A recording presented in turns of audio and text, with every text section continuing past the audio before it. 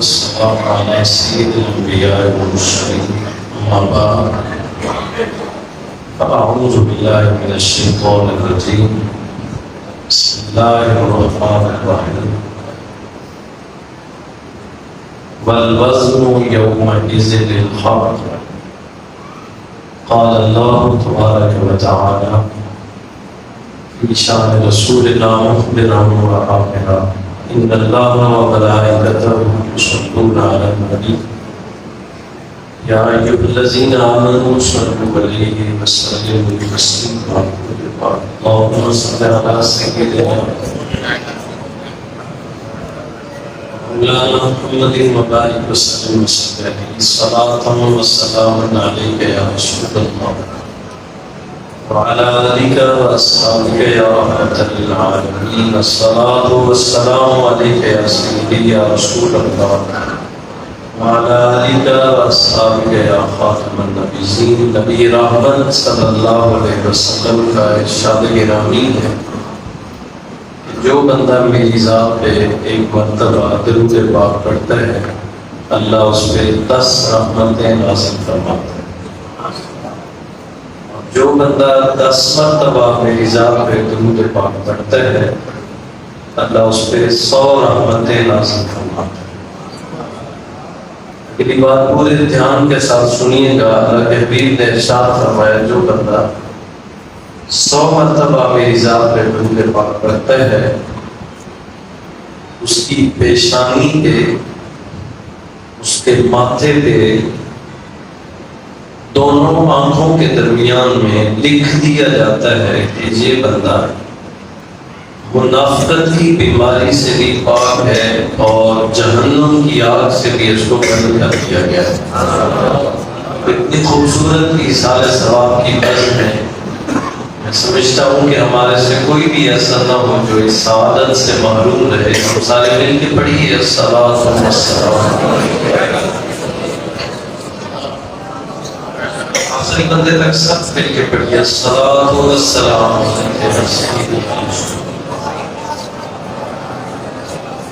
على آلك وأصحابك يا رحمة للعالمين. بے حد تعریف و توصیف خدا وحدہ لا شریک ہے جس نے ہمارے دلوں کی بنجر زمینوں کو ایمان کی دولت سے سرفراز کیا ہے. بے حد و بے حساب لا تعداد انگنت درود و سلام حضور نبی اکرم نور مجسم شفیع معظم صلی اللہ علیہ وبارک وسلم کی بارگاہ بکس پناہ میں جنہوں نے ہمارے مانگے بغیر ہماری محنت کوشش کے بغیر ہماری تمنا کے بغیر ہم جیسے گناہگاروں کو اپنی غلامی اور اپنی روٹی کے لیے منتخب کیا ہے. تو صلاۃ کے بعد گرامی قدر عالی مرتبہ ذی وقار علماء کرام بالخصوص استاذ الاساتذہ فخر اہل سنت حضرت علامہ مولانا محمد اشرف چشتی صاحب برادران حضرت علامہ مولانا مفتی محمد بلال جامی صاحب اور میزبان مکرم ہمارے بہت دلینہ دوست ہیں میرے کلاس فیلو بھی ہیں. اللہ نے ان کو انداز و آواز سے بھی نوازا ہے اور آج انہی کے حکم پہ مجھے آپ جیسے نیک لوگوں کی زیارت کی سعادت نصیب ہو رہی ہے. حضرت علامہ مولانا محمد سہیل غفوری صاحب اللہ کریم ان کے والد گرامی کو کروٹ کروٹ راحت نصیب فرمائے اور ان کی آخرت کی تمام منازل میں آسانیاں نصیب فرمائے. دیگر جتنے حضرات نور نزدیک سے تشریف لے گئے ہیں اللہ میری آپ کی ہم سب کی اس عاجزانہ حاضری کو اپنی بارگاہ میں درجہ قبولیت نصیب کرے. آپ کو پتہ ہے کہ ابھی محلے میں آپ میں سے اکثریت لوگ ایسے ہیں جو ابھی جنازہ پڑھ کے واپس محفل پاک میں تشریف لے گئے. تو موت ایک ایسی حقیقت ہے جس کا انکار کسی طریقے سے بھی نہیں کیا جا سکتا. موت نہ کسی بچے کے بچپن کا انتظار کرتی ہے، نہ کسی کے لڑکپن کا انتظار کرتی ہے، اور نہ کسی کے جوانی کا انتظار کرتی ہے، اور نہ ہی کسی کے بڑھاپے کا انتظار کرتی ہے، نہ کسی عالم کا علم دیکھتی ہے، نہ کسی مفتی صاحب کا فتویٰ دیکھتی ہے، کسی کا کوئی بھی عذر یہ قبول نہیں کرتی۔ جس وقت جہاں لکھی ہے وہیں پہ پہنچتی ہے۔ آئے جب یہ بات کنفرم ہے، پکی ہے، اٹل ہے کہ موت میں آنا ہے، وہ بچپن میں آئے، لڑکپن میں آئے، جوانی میں آئے، بڑھاپے میں آئے، مجھے اور آپ کو ہر لحظہ، ہر لمحہ، ہر سیکنڈ، ہر گھڑی تیار رہنا ہے۔ انسان جب زندگی گزارتا ہے تو یہ 3 مراحل سے گزرتا ہے۔ ان میں جب یہ بچپن سے شعور کے میدان میں قدم رکھتا ہے، تھوڑا یہ سمجھدار ہوتا ہے، تو سب سے پہلے جو انسان کے دل میں خواہش پیدا ہوتی ہے، یہ فطرتی طور پہ ہوتی ہے، انسان کی کوشش ہوتی ہے کہ اس کا نام بڑھے، لوگ اسے جانے پہچانے، مشہور زیادہ ہو، بینرز پہ، اشتہار پہ، گاڑیوں پہ، مارکیٹوں پہ، دکانوں پہ، ہر جگہ پہ بندہ چاہتا ہے میرا نام لکھا ہو، مجھے لوگ جانے پہچانے، میری ایک پہچان ہونی چاہیے۔ انسان اپنی زندگی کا پہلا حصہ اس نام کے بڑھانے میں کوشش کرتا ہے۔ آپ باشعور لوگ ہیں، اور آپ میں سے اکثریت بچوں کی بھی ہے۔ آپ نے دیکھا ہوگا کہ جب بچے اسکول جاتے ہیں، آپ ان کی کاپی کھولیں، کتاب کھولیں، اپنے گھر کے کمروں میں دیکھیں، جب بھی ان کے ہاتھ پینسل چڑھتی ہے تو یہ پہلی کوشش کرتے ہیں کہ یہ اپنا نام لکھ دیں۔ ہوم ورک بعد میں لکھیں گے، پڑھیں گے بعد میں، باقی سارے کام بعد میں ہوتے رہیں گے، اپنا نام لکھ دیں۔ دیوار پہ موقع مل گیا، کتاب میں مل گیا، کاپی میں مل گیا، جہاں کہیں جس یہ بورڈ کے اوپر، جس پٹے کے اوپر کتابیں رکھیں، اس کے اوپر نیچے ادھر ادھر آپ دیکھیں گے تو طلبا اپنا نام، یہ انسانی فطرت ہے، اپنا نام بڑھاتا ہے، کوشش کرتا ہے مشہور زیادہ ہو جائے۔ یہ پہلے حصے سے جب آگے نکلتا ہے تو انسان کے دل میں خواہش پیدا ہوتی ہے، یار لوگ جانتے تو زیادہ ہیں، شہرت بھی بڑی ہے، مشہور ہو گیا ہوں، جان پہچان جاتی ہے، ہر بینر پہ، اشتہار پہ میرا نام آتا ہے، مارکیٹوں میں، گاڑیوں کے پیچھے، ہر جگہ پہ میرا نام چلتا ہے، مجھے لوگ جانتے پہچانتے ہیں۔ یار نام کے بعد اگر لوگ میرے ساتھ ملاقات کریں گے تو لباس بھی تو اچھا ہونا چاہیے، کیونکہ جب لوگ ملاقات کریں گے تو یہ نہ ہو کہ کپڑے میرے پرانے ہوں، لباس اچھا نہ ہو، پوسیدہ ہو، تو پھر لوگ عزت تو نہیں کریں گے، کیونکہ ہمارے معاشرے کی اولین ترجیح ہوتی ہے کہ جوتے اچھے ہوں، کپڑے اچھے ہوں، گاڑی اچھی ہو تو ہم اس کی عزت زیادہ کرتے ہیں۔ بندہ نیک ہو، پرہیزگار ہو، متقی ہو، کپڑے اچھے نہیں ہیں، گاڑی نہیں ہے پاس، جوتے اچھے نہیں ہیں، تو پاس سے گزرنے والا سلام بھی نہیں کرے گا، ایسے گزر جائے گا۔ اور کچھ بھی نہیں کیا ہے، صرف آپ کے پاس گاڑی اچھی ہے، آپ کے پاس پیسے زیادہ ہیں، آپ کے کپڑے اچھے ہیں، آپ کی شہرت زیادہ ہے، تو دور سے بھی لوگ بتائیں کہ ہاں یہ جو آ رہے ہیں یہ میرے رشتے دار لگتے ہیں، ان کے ساتھ میری بڑی برادری ہے، ان کے ساتھ میرا بڑا تعلق ہے، لوگ دور سے بھی اپنا تعلق بڑھانے کی کوشش کریں گے۔ ہماری ایک عادت ہے، ہماری فطرت ہے، ہمارے معاشرے کا رجحان ہے، ہم عزت کپڑوں کی کرتے ہیں، عزت جوتوں کی کرتے ہیں، عزت بڑی گاڑی کی ہم زیادہ کرتے ہیں۔ بندے کی عزت ہمارے ہاں ختم ہو چکی ہے، زندہ لوگوں کی قدر ہمارے دلوں سے مفقود ہو گئی ہے۔ حضرت پیر مہر علی شاہ صاحب رحمۃ اللہ تعالی آپ کو ایک ولیمے میں دعوت دی، مقررہ وقت پہ آپ پہنچے، آپ کی سادہ سی زندگی، سادہ سا لباس، جیسے آپ کا رہنا سہنا تھا، علماء جانتے ہیں۔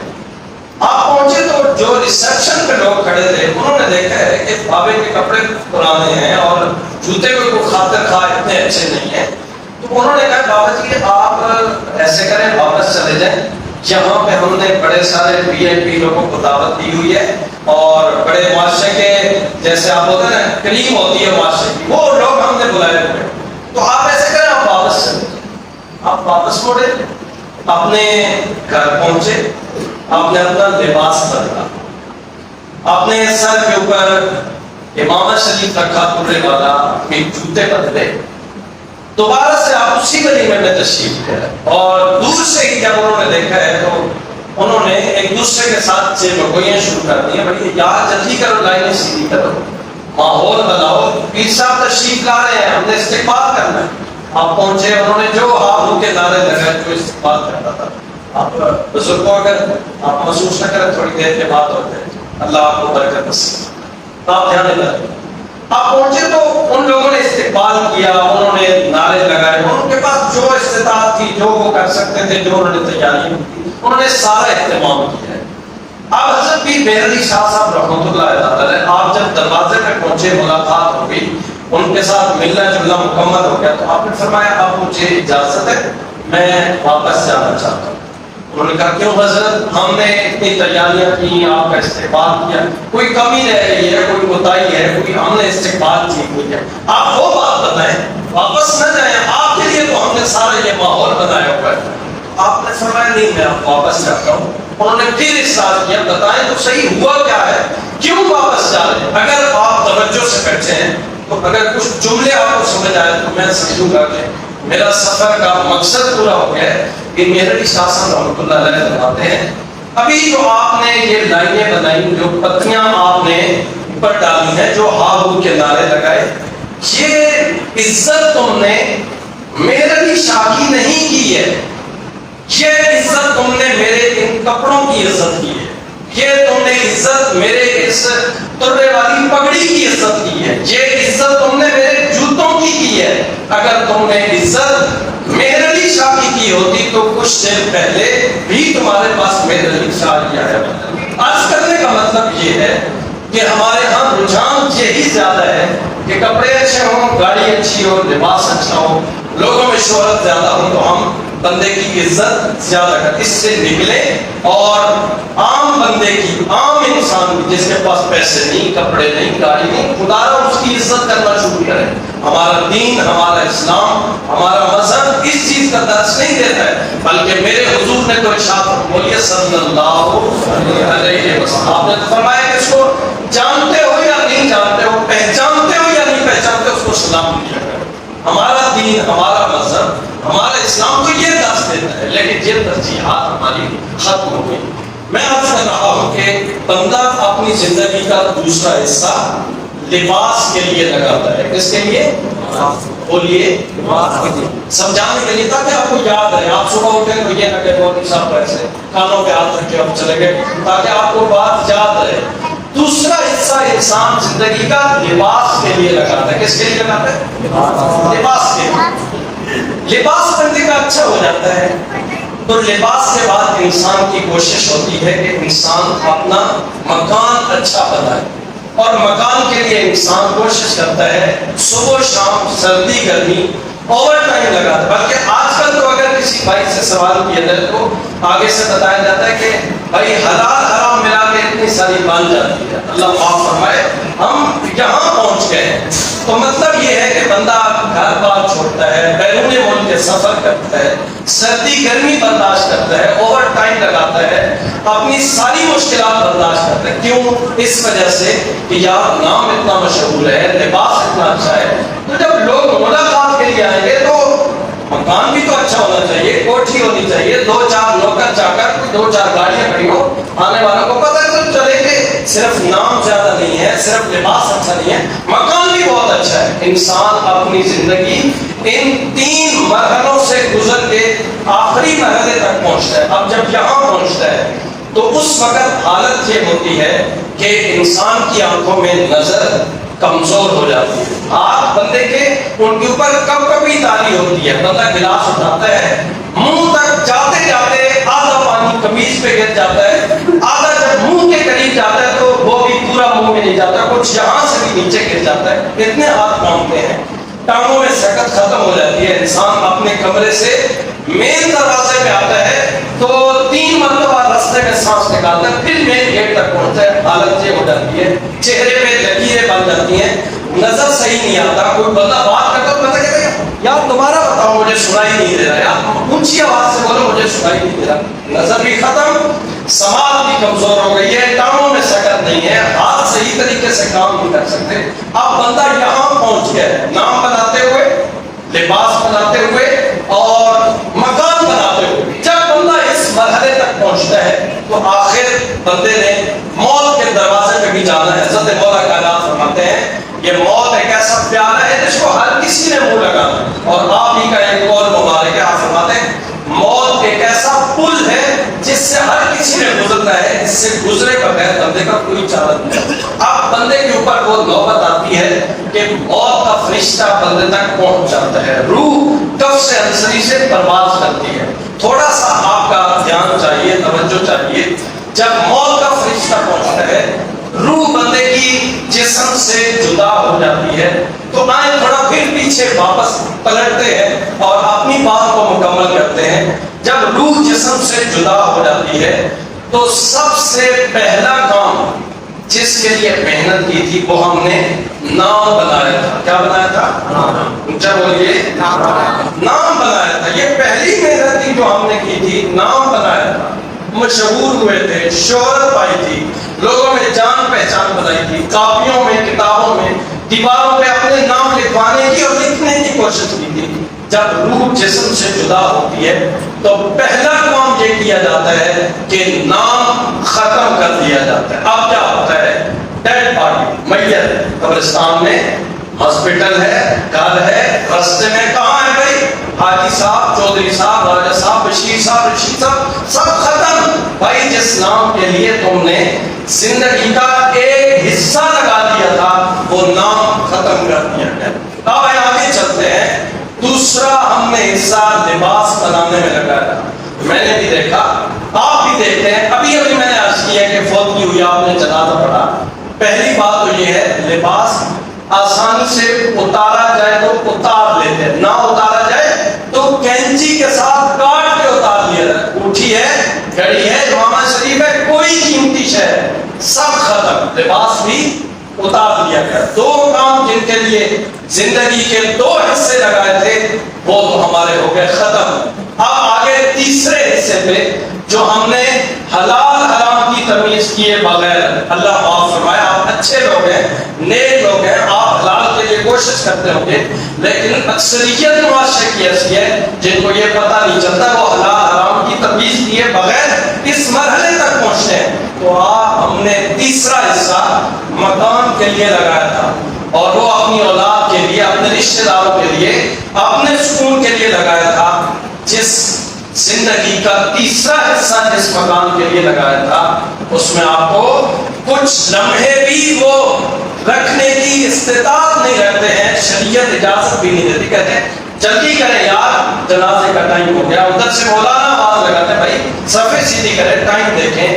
رشتہ دار کہتے ہیں بھائی جلدی کرو، جنازہ پڑھو، ہمارا سفر بہت لمبا ہے، ہم نے واپس بھی جانا ہے. دوست احباب بھی یہی بولی لگاتے ہیں. تو پھر ہم نے کیا کیا ہے؟ نام بنایا تھا وہ بھی ختم ہو گیا، لباس بنایا تھا وہ بھی اتار دیا گیا ہے، مکان بنایا تھا وہ بھی، اس میں بھی ہمیں رہنے نہیں دیا جا. تو پھر ہم نے زندگی میں کیا کیا ہے؟ پھر ہم نے زندگی میں کمائی کون سی کی ہے؟ آئے تھے اور مر گئے، یہی کام کیا تھا. آئیں ذرا تھوڑی سی اور آپ کی توجہ چاہیے. آج کی اس خوبصورت نشست میں اللہ کریم میرے بھائی کے والد گرامی کی مغفرت فرمائے. اگر آپ کو ایک جملہ سمجھ آیا اور کسی نے اس سے اپنی زندگی کا قبلہ درست کر لیا، دیکھیں تین حصے تھے، نام ختم، لباس ختم، مکان بھی ختم. آج کی اس نشست میں ایسی خوبصورت چیز آپ کے دل و دماغ تک پہنچانے کی کوشش کرتا ہوں. اگر وہ بات آپ پلے باندھ دیتے ہیں اور زندگی اس کے مطابق گزارتے ہیں تو ممبر رسول پہ پوری گارنٹی کے ساتھ، پورے یقین کے ساتھ آپ کو بتا سکتا ہوں نام بھی سلامت رہے گا، لباس بھی سلامت رہے گا، مکان پہ بھی رونق لگی رہے گی. مولانا آپ کیا کہنا چاہتے ہو؟ میں عرض کرنا چاہتا ہوں کام کرنا ہے صرف ایک، اور کرنا پوری توجہ کے ساتھ ہے، پورے اہتمام کے ساتھ ہے. ساری چیزوں کو اللہ سلامتی نصیب فرمائے گا. وہ کام یہ ہے کہ میں نے اور آپ نے اپنے دل میں محبت رسول کا چراغ روشن کرنا. نام سلامت رہے گا، لباس سلامت رہے گا،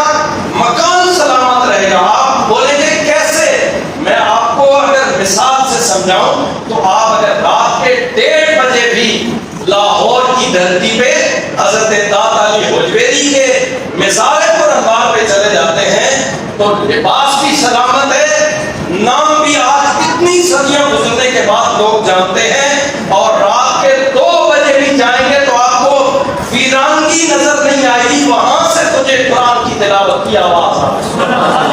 اتنی صدیاں یار ان کا گزر گئی، انہوں نے کیا کیا ہے؟ انہوں نے صرف یہی کیا، محبت رسول کا چراغ روشن کیا۔ کس سے محبت کرنی ہے، کس رسول سے محبت کا درس دیا گیا ہے؟ اس محبوب سے محبت کا درس دیا گیا جن کے آنے سے پہلے والد صاحب بوڑھے ہو جاتے تو کندھوں پہ اٹھا لیے جاتے، منڈی میں بولی لگائی جاتی ہے، کوئی کسی کو نوکر ضرورت ہو لے جائے، لیکن میرے حضور تشریف لے کے آئے تو یہ کائنات کا نقشہ بدلا۔ فرمایا لوگوں یہ والدین دھکے دینے والی شے نہیں ہوتے، یہ والدین منڈیوں میں بیچنے والی شے نہیں ہوتے، تم گھر جاؤ چہروں پہ مسکراہٹ بکھیر کے والدین کے چہروں کی زیارت تم کر لو، مقبول حج کا ثواب میں لگا تجھے عطا۔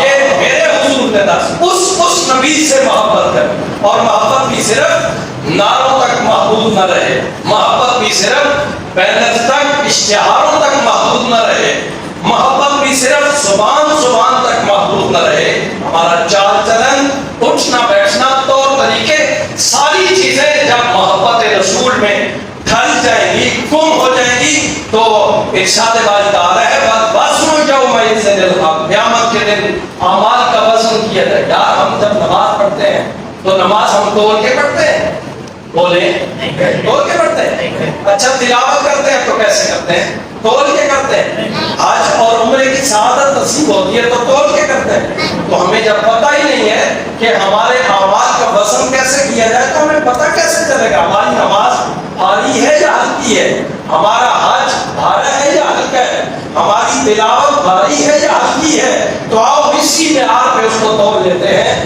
میں آپ کو عرض کیے دیتا ہوں، ہمارے جتنے اعمال اللہ رسول کی بارگاہ میں جب پیش کیے جائیں گے تو جتنے اعمال محبت رسول سے خالی ہوں گے اتنے ہلکے ہوتے جائیں گے، اور جتنے ہمارے اعمال محبت رسول میں ڈال کے اللہ کی بارگاہ میں پہنچیں گے اتنا ان کا وزن اللہ کی بارگاہ میں بھاری ہوگا۔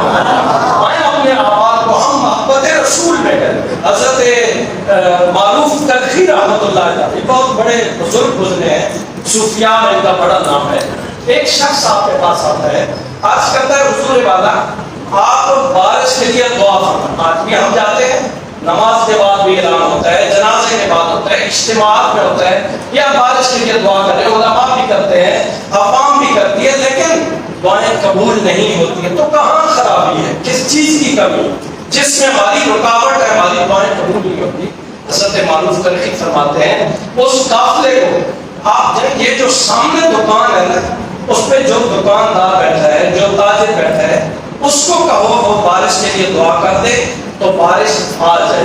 قافلے والے وہاں سے ہٹے اور دکاندار کے پاس چلے گئے کہ آپ دعا فرمائیں اللہ کریم بارش عطا فرمائے۔ دکاندار کہتے یار میں سادہ سا بندہ ہوں، میں دکان چلاتا ہوں، مجھے ان چیزوں کے ریٹ کا پتہ ہے، میں یہ بیچتا ہوں، شام کو اپنے بچوں کی روٹی بنا کے لے جاتا ہوں، آپ جائیں وہ سامنے بزرگ ہیں، بڑا ان کا نام ہے، بڑے ان کے چرچے، ان سے دعا کروائیں۔ تو قافلے والے کہتے ہیں کہ یار ایسے کریں ان بزرگوں نے ہی آپ کے پاس بھیجا، آپ دعا کریں۔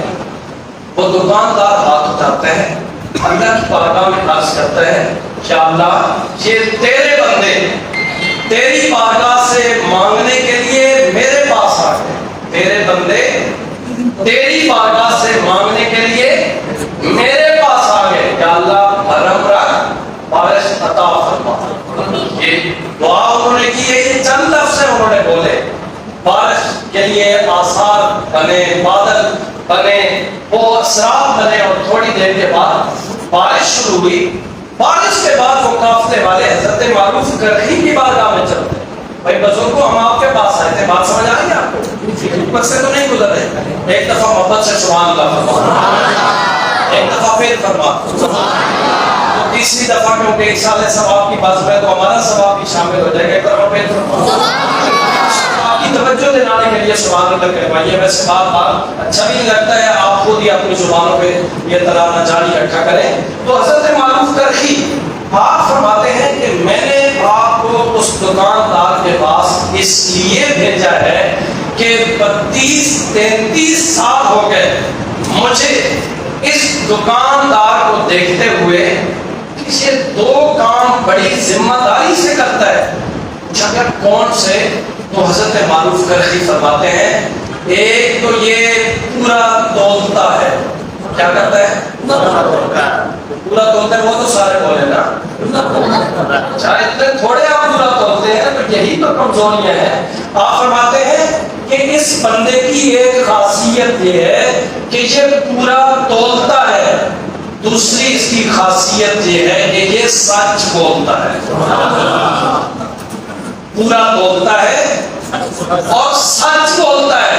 حضرت معروف کرخی بڑا نام ہے. آپ فرماتے ہیں اتنے سالوں میں اس کو دیکھ رہا ہوں کہ یہ پورا بولتا ہے اور سچ بولتا ہے. میں نے پورے یقین کے ساتھ آپ کو اس دکاندار کے پاس بھیجا کہ 32-33 برس ہو گئے اس بندے کو کہ یہ اس کی مان رہا ہے. اتنے برس ہو گئے یہ اس کی مان رہا ہے.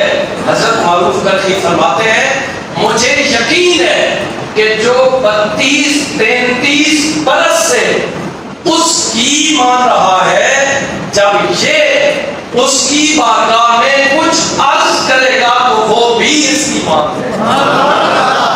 تو میں نے اور آپ نے بھی یہ کام کرنا ہے، پورا تولنا بھی ہے اور اونچا بولے اور اونچا بولے. پھر جب ہم ہاتھ اٹھائیں گے تو ہاتھ پورے اٹھیں گے نہیں، لب ہلیں گے نہیں، لفظ پورے نہیں ہوں گے، وہ ہماری بھی مان لے گا. تو کمی یہی ہے کہ ہم اس کی نہیں مانتے اور جب ہم عرض کرتے رہتے ہیں تو پھر وہ بھی ہماری نہیں مانتا. ہم لوگوں کے دروازے پہ تو جاتے ہیں کبھی ہم بولتے ہیں تعویذ دے دیں، گھر میں جادو ہو گیا، چونا ہو گیا، خرابی ہو گئی، لڑائی ہو گئی، جھگڑے ہو گئے، اور آگے جو لٹیرے بیٹھے وہ آپ کو پتہ ہے کیا بولیں گے؟ وہ بولیں گے جو آپ کے ساتھ تیسرے نمبر پہ گھر ہے نا، انہوں نے آپ کے اوپر جادو کیا ہے. اب اس بے غیرت آدمی کو نہیں پتا ہے کہ وہ کتنا بڑا ظلم کر رہا ہے. وہ تیسرے نمبر کا گھر آپ کی خالہ کا گھر ہے، آپ کے چچا کا گھر ہے، آپ کے بھتیجے کا گھر ہے. اس نے تو بول دیا ہے کہ تیسرے نمبر والا گھر تمہارے اوپر جادو کرتا ہے، اور ان بیچاروں کو خبر ہی نہیں ہے ان چیزوں کی. ساری زندگی بتائیں اس خالہ سے آپ دور ہو گئے یا نہیں ہو گئے؟ بولیں. بھتیجے سے دوری ہو گئی یا نہیں ہو گئی؟ اس پھپھی سے آپ کی دوری ہو گئی یا نہیں ہو گئی؟ ساری زندگی اس کو خبر ہی نہیں ہے جادو کیا ہوتا ہے، چونا کیا ہوتا ہے، لوگوں کو خراب کرنے کے لیے تعویذ کون سے ہوتے ہیں. لیکن اس نے یہ شرم نہیں کی ہے اور اتنے خاندانوں کو اس نے آپس سے جدا کر کے رکھ دیا ہے. آؤ میں اور آپ سچے دل سے آہات کریں.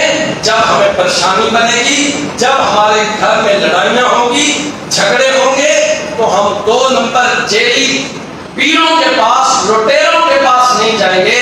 ہم اللہ کا قرآن کھولیں گے. اللہ کریم ہمارے ساتھ اس کے دروازے کھلے ہوتے ہیں.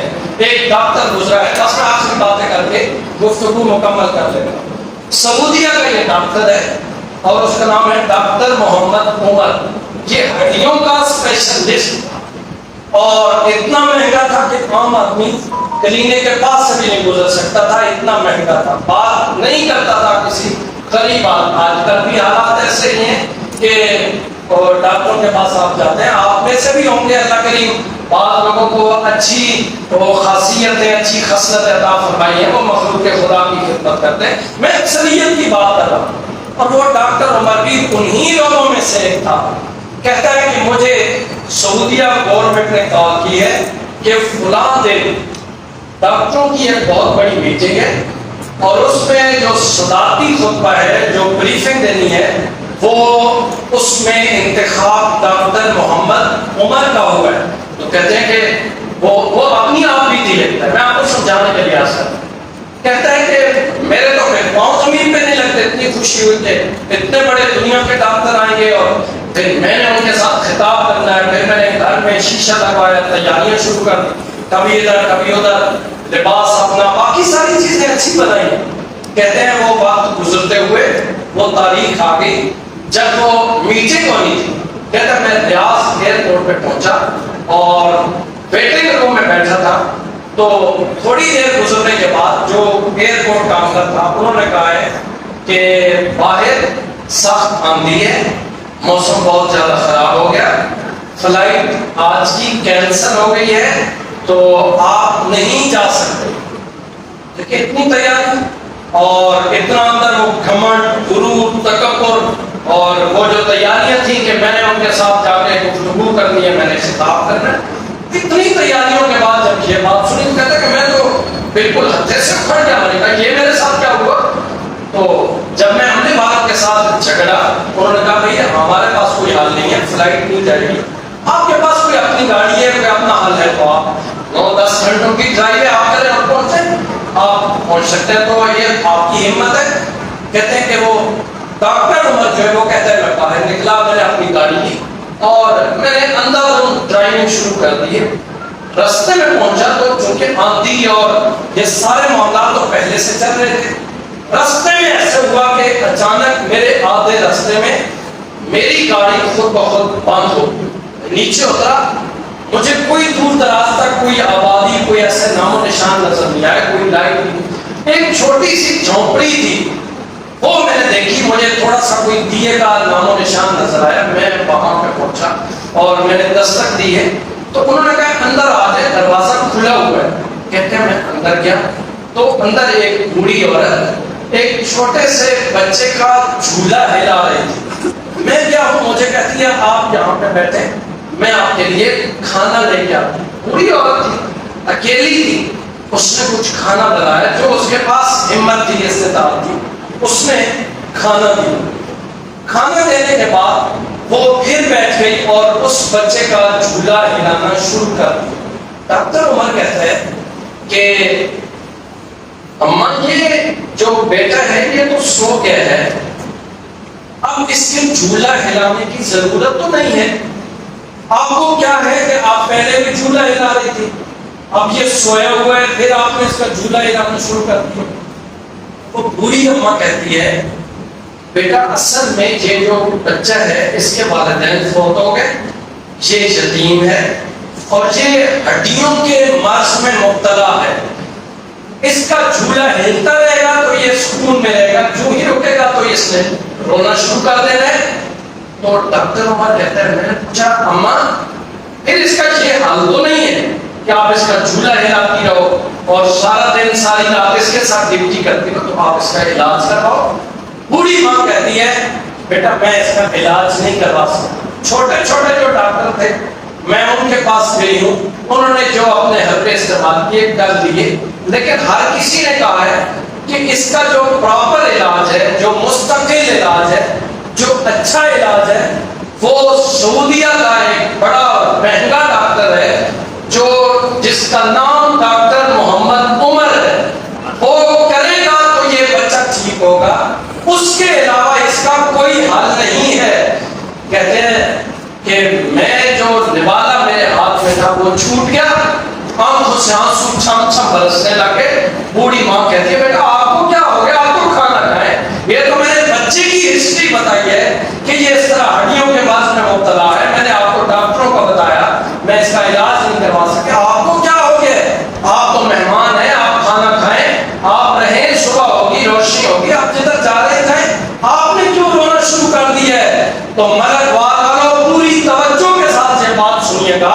ڈاکٹر محمد عمر کہتا ہے میں اللہ کی بے نیازیوں پہ حیران ہوں، اللہ کی قدرت پہ میں حیران ہوں کہ کہاں یہ بوڑھی اماں، کہاں یہ چھوٹا سا بچہ اور کہاں یہ اس کا ہڈیوں کا مرض.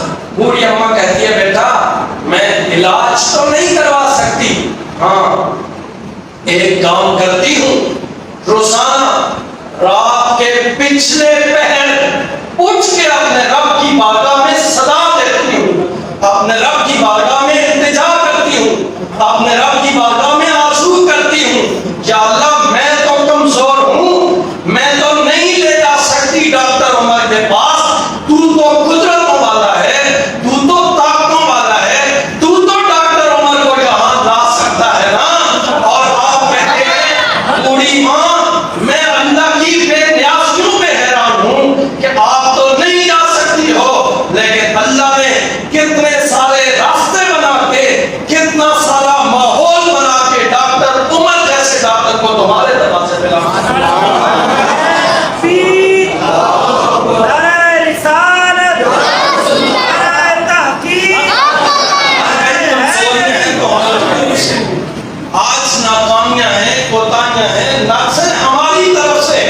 اس کے دروازے آج بھی کھلے ہیں.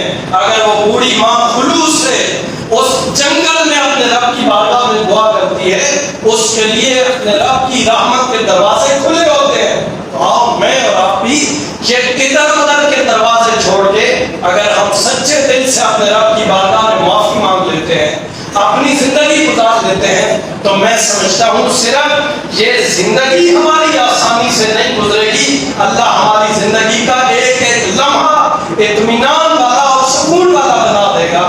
آج مجھے اور آپ کو اس چیز کی ضرورت ہے کہ ہم اپنے گھروں میں قرآن کریم کی تلاوت کا ماحول بنائیں گے. آپ انشاءاللہ جب بولیں انشاءاللہ. یہ سارے کاموں کے لیے ٹائم ہوتا ہے لیکن قرآن کریم کی تلاوت کے لیے ٹائم نہیں ہوتا. پھر ہم شکوہ کرتے ہیں، یار ہم نے پیسے لگائے ضائع ہو گئے، ہمارے گھر میں پریشانی ہے، ہمارے پیسے آتے ہیں پورے نہیں ہوتے. آخری بات سنیے، گفتگو مکمل کر لیں. حضرت سیدنا عثمان غنی رضی اللہ تعالیٰ عنہ عیادت کے لیے حضرت عبداللہ بن مسعود رضی اللہ تعالیٰ عنہ کے پاس تشریف لے گئے. جب پہنچے نا تو ایک تھیلی پیسوں والی آپ لے گئے. حضرت عبداللہ بن مسعود فرماتے ہیں، میرے بھائی عثمان آپ یہ اپنی پیسوں والی تھیلی واپس لے جائیں، مجھے اس کی ضرورت نہیں ہے. حضرت عثمان غنی فرماتے ہیں آپ رکھ لیں، آپ کے گھر میں 2 جوان بیٹیاں ہیں وہ استعمال کریں گی، ضرورت ہوگی. آپ کے ذرائع آمدنی نہیں ہے، آپ بیماری میں مبتلا ہیں، آپ رکھ لیں. آپ نے فرمایا نہیں مجھے بھی ضرورت نہیں، میری ان 2 بیٹیوں کو بھی ضرورت نہیں. صاحب فرماتے ہیں کہ بھائی عثمان میں نے خود رسول رحمت صلی اللہ علیہ وسلم کی بارگاہ سے سنا تھا کہ جو بندہ روزانہ سورہ واقعہ کی تلاوت کرتا ہے اس کے گھر میں کبھی غربت نہیں آتی. جو بندہ روزانہ سورہ واقعہ کی تلاوت کرتا ہے اس کے گھر میں کبھی غربت نہیں آتی. حضرت عبداللہ بن مسعود فرماتے ہیں کہ میرے بھائی عثمان مجھے کوئی غربت کا ڈر نہیں ہے، کیونکہ میں اور میری یہ دونوں بیٹیاں اس وقت تک ہم سوتے نہیں ہیں جس وقت تک ہم سورہ واقعہ کی تلاوت نہیں کرتے. تو خدا را اپنے گھروں میں تلاوت قرآن کا ماحول بنا لیں. جب آزان ہوتی ہے تو مسجد میں اللہ کی بارگاہ میں سجدہ ریز ہو. اللہ جب بندے کے ساتھ ناراض ہوتا ہے تو بندے کا رزق بند نہیں کرتا ہے. بندے کا رزق بند نہیں کرتا ہے. کیا کرتا ہے؟ علماء فرماتے ہیں اللہ جب بندے سے ناراض ہوتا ہے رزق بند نہیں کرتا ہے. کیسے اظہار کرتا ہے؟ فرماتے ہیں اللہ جس بندے کے ساتھ ناراض ہوتا ہے اس بندے سے سجدوں کی توفیق لے لیتا ہے، چکنے نہیں دیتا اپنی بارگاہ. آپ کی گلی میں اللہ نہ کرے آپ کا کوئی دشمن ہو، کوئی جس کے ساتھ آپ کی نہیں، آپ بولتے نہیں ہماری گلی میں نہ آیا کرو، ہمارے سامنے سے نہ گزرا کرو. اللہ جب بندے سے ناراض ہوتا ہے تو اس کا اظہار یوں کرتا ہے کہ سجدوں کی توفیق لے لیتا ہے. کہیں میں اور آپ بھی وہی بدبخت تو نہیں ہے کہ ہم مسجد کے پاس سے گزرے تو کہیں نماز کا ٹائم گزر لے تو پھر نکل جائیں گے. تو آؤ آج سے عہد کرو، ایک تو گھروں میں تلاوت قرآن کا ماحول بنائیں گے اور دوسرا اپنی پیشانیوں کو سجدے کی لذت کے ساتھ آباد کریں گے. اللہ کریم میرے آپ کے یہاں پہ بیٹھنے کے لمحات اور جو جملے میں آپ تک پہنچا سکتا تھا میں نے کوشش کی ہے. اللہ کریم مجھے اور آپ کو قابل عمل باتوں پہ عمل کی توفیق نصیب فرمائے. ہمارے دیگر دعاؤں ہیں ان علماء کی موجودگی میں مجھے سب کے نام آتے نہیں تھے، ایسے میں سعادت سمجھتا ہوں آپ کے نام لینا. اللہ کریم سب کی حاضری کو اپنی بارگاہ میں قبول فرمائے. اور برادران علامہ محمد سہیل غفوری صاحب آپ کے والد گرامی کو اللہ کروٹ راحت نصیب فرمائے. جس محبوب کی باتیں کی ہیں قبر میں اللہ کریم ان کی پہچان اور شفاعت نصیب فرمائے.